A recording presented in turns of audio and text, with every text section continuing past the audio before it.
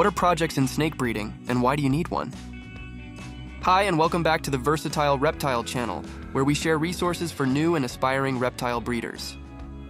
Today, we'll talk about projects in the ball python breeding community. First, what is a project? A project is pretty much a goal for what you'd like to produce, whether it's a precise combo or an experimentation with certain morphs.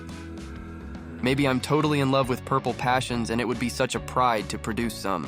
Or maybe I'm curious to see how the Enchi gene works with different other morphs, or how far we can go with recessive gene combos. Okay, but why do you need a goal to begin with? Well, it helps you get organized. Instead of purchasing every pretty snake you see, whose morphs might not even work well with one another, you might end up with a bunch of baby snakes that you cannot sell because there is no demand for them. Having a project will determine what snake is more profitable to get or produce for what you want to achieve. In the snake breeding hobby, like any business, you need to know for whom you are producing your snakes or products. If you want to sell to other breeders, you need to produce snakes that other breeders will want, not because they are beautiful, but because they have interesting morphs for their own projects. Of course, you cannot know what other breeders' projects are, but let's have a look at Morph Market once again. You can use the calculator to know what can be produced by two specific snakes, and with that, you can go look at how much these combos are selling, not with the goal of making lots of money, but to see who is going to be able to buy them from you.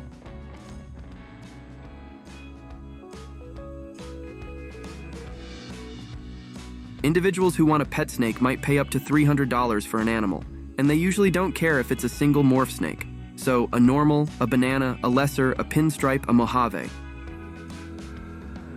New breeders might be able to pay a little bit more for specific morphs for their project, between $300 and $1,000. They will be seeking for double or triple genes with a het recessive.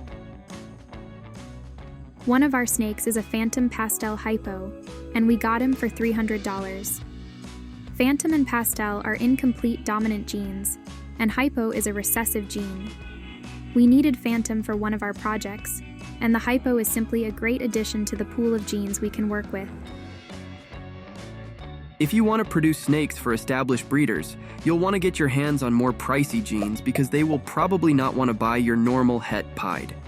They will rather give the space and equipment they have to a snake with more genes that they can work with.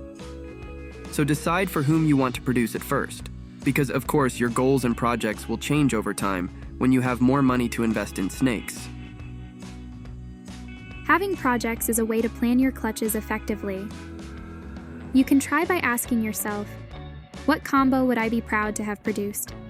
Which morphs would I like to experience with? Which morphs or combos do I find stunning?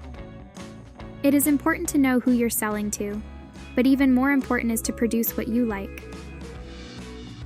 You need to have fun with your animals, fun discovering the hatchlings, and fun talking about your projects. Another important thing to keep in mind is that female snakes can take up to 3 years to reach the safe weight to breed. A lot can change in those 3 years, so if you go with something super popular right now, the price and popularity can decrease substantially in the next few years, and you'll be selling the baby snakes at a loss. Of course, it can also happen if you produce what you like, but you will mind way less having produced a snake that will sell for less, but that you are proud to have spent all this time creating by yourself. Also, stay within your budget. Don't get into debt by buying expensive snakes when you're just starting. I know, we're all eager to be established and produce exceptional snakes, but even with $5,000 snakes to sell, if nobody knows who you are and you haven't taken the time to build your brand, people might not buy from you. Snake breeding takes a lot of patience. Have you already thought about what projects you'd like to do? Feel free to share in the comments below. We love to hear from you, and who knows, maybe you'll make a connection with a breeder that is producing exactly what you need to start. Thank you for watching, and as always, like and subscribe if you're not a follower yet. We have a lot of super interesting videos coming up. Have a great day.